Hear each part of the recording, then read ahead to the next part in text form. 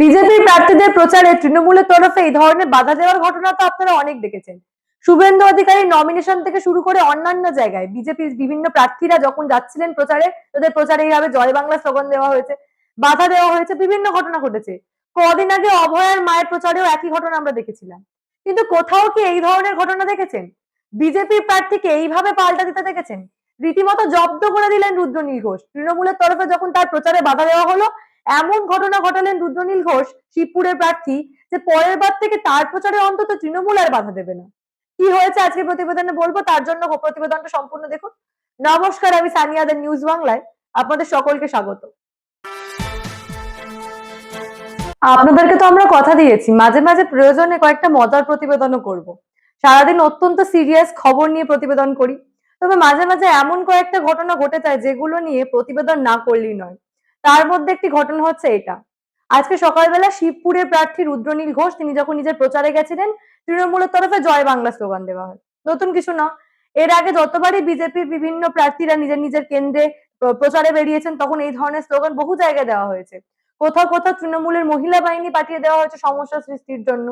এমনকি শুভেন্দু অধিকারীর মনোনয়নের দিনও আমরা একই চিত্র দেখেছিলাম, রীতিমতো মহিলা বাহিনী পাঠিয়ে দিয়ে সমস্যা সৃষ্টি করার চেষ্টা করা হয়েছিল।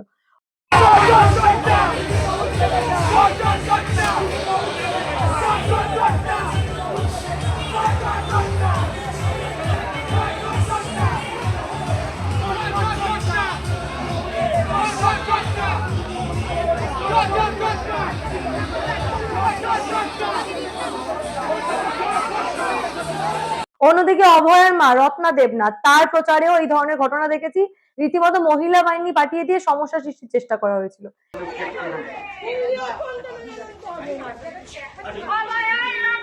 হবে না কো ব্যর্থ, হবে না কো ব্যর্থ। ভারত মাতা কি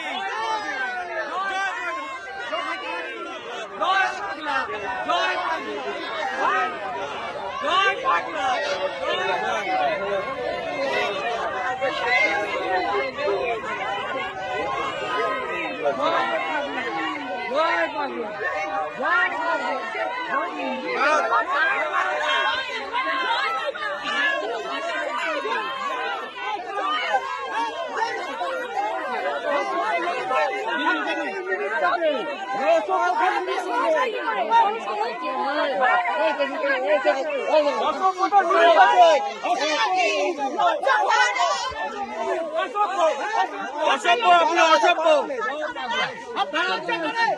আপনার লজ্জা নেই?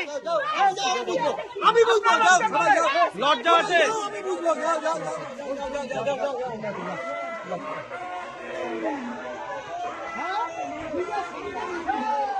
भारत माता की, भारत माता की, भारत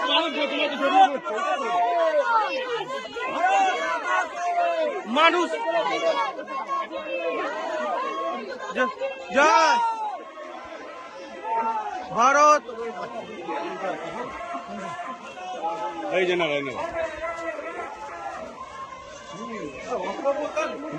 দেখছেন তো কি অসভ্যতামি করছে একটা মহিলা এরকম পারে, এরকম পারে মারছে মানুষ বিচার করবে, মানুষ বিচার করবে, মানুষ বিচার করবে, ডাইনি বিচার করবে। আমরা আশা করি আপনি এরকম ভাবি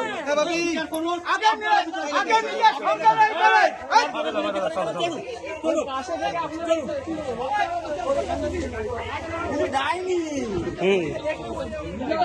আমি বলছি চলো সবাই চলো।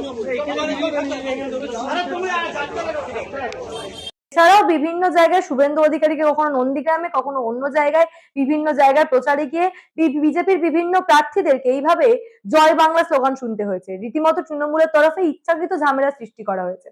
তবে কোথাও আমরা এই ধরনের ঘটনা দেখিনি। রুদ্রনীল ঘোষ রীতিমতো যোগ্য জবাব দিলেন। একদল লোক যখন রুদ্রনীল ঘোষের প্রচারের কাছে গিয়ে জয় বাংলা স্লোগান দিতে শুরু করলেন, তিনি রীতিমতো গাড়ি থেকে নামলেন এবং নেমে এগিয়ে গিয়ে তাদের সঙ্গে কথা বলতে শুরু করলেন, রীতিমতো এইভাবে গালে হামি দিতে শুরু করলেন। ঠিক তারপরেই তৃণমূলের যারা সমর্থকরা, তারা লজ্জা পেয়ে সেখান থেকে চলে গেলেন। বেশ অদ্ভুত ভাবে এই পরিস্থিতিতে রুদ্রনীল ঘোষ ট্যাকেল করলেন। একবার সেই ছবি আপনাদের সরাসরি দেখাবো।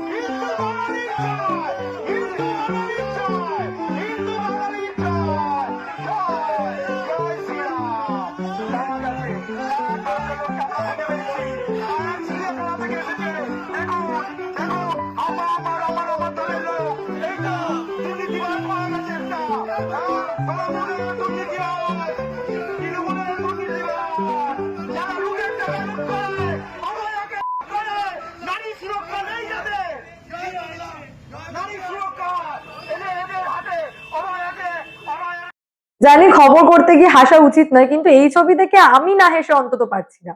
যে ঘটনাগুলো ঘটে যাচ্ছে সত্যি বলুন তো, এইভাবে প্রচারে বাধা দিতে গিয়ে উল্টে প্রেস্টিজে পড়ে গেছে। রুদ্রনীল ঘোষ একাই কাঁপিয়ে দিয়েছেন, তিনি একাই জব্দ করে দিয়েছেন রীতিমতো। কার্যত বলা যেতে পারে একাধিক জায়গায় যে ঘটনাগুলো ঘটছিল, তৃণমূলের পক্ষ থেকে বিজেপি প্রার্থীদের প্রচারে যেভাবে কি জয় বাংলা স্লোগান দেওয়া হচ্ছিল, ইচ্ছাকৃতভাবে সমস্যা সৃষ্টি করা হচ্ছিল, সকলের হয়ে একাই জবাব দিয়ে দিয়েছেন রুদ্রনীল। রীতিমতো সেই ছবি আপনারা দেখলেন। এই বিষয় নিয়ে আপনারা কি ভাবছেন অবশ্যই আমাকে জানাবেন, যে এইভাবে জবাব দেওয়াটা কি ঠিক হয়েছে? রীতিমতো মাঝ রাস্তায় এইভাবে তৃণমূল সমর্থকদের যে অপ্রস্তুত করে দিলেন রুদ্রনীল ঘোষ, সেটা নিয়ে আপনারা কি ভাবছেন? আপনাদের মূল্যবান এবং গুরুত্বপূর্ণ মতামত অবশ্যই আমাকে জানাবেন দ্য নিউজ বাংলা কমেন্ট সেকশনে, এবং দেখতে থাকুন দ্য নিউজ বাংলা।